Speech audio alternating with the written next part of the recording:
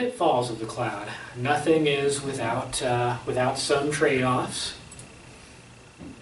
Application performance could suffer.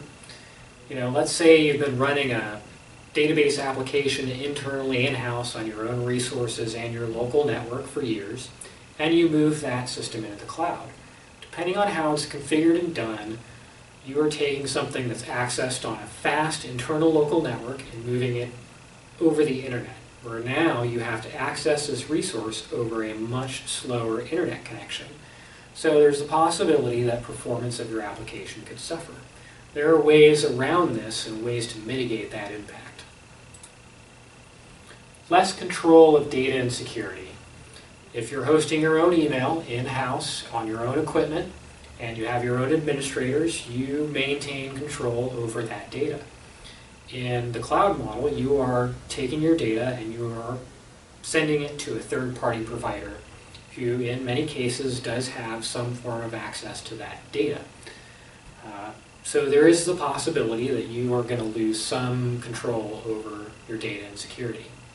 Most companies have some sort of contract or stipulation and policies in place to mitigate any loss of data integrity or having a third party you don't want having access to your data getting access to it. Internet connection and its uptime become the highest IT concern. Because it's hosted on the internet, your access to your resource and your computing product basically depends entirely upon your internet connection. Your internet connection goes down and your business will be down. There are a lot of ways to get around this, having redundant internet connections. And depending on where you are, you might have a very reliable internet connection, and it might be more reliable than, say, the server that you've had in-house for several years. Lower cost of entry may become higher cost over time. It is lower cost to get into, say, the cloud in many cases, not all cases, but many cases. But over time, costs can increase. The cloud provider has to make money like any other business. They're buying a lot of hardware and software in order to make this system work. And so they then have to pay that and tack on money to a little bit of extra price to turn a profit. Microsoft has to make money as well. And they pass that along to the consumer, of course. You are no longer responsible for maintaining the hardware and software yourself, but those companies have to maintain that hardware and software, and obviously they're going to charge their consumers for that fee.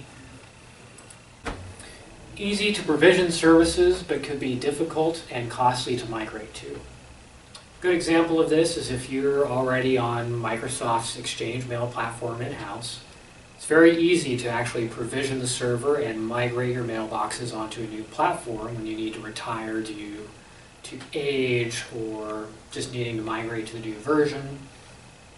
It's a little bit more difficult to migrate into Exchange Online.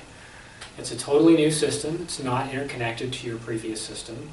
And we have to pick up your email and transfer it over the internet into their system. Once done, it's very easy to support and maintain, easier for people to work with than, say, the in-house Exchange mail platform, but it can be time intensive and costly to move a service into the cloud. There's also a lot more planning that has to go into a move of this magnitude. You're changing how people access resources, how they get to their data, and a lot more has to be done to ensure that it's properly planned and all the bells and whistles and I's and T's are dotted in order to make that work and be a success.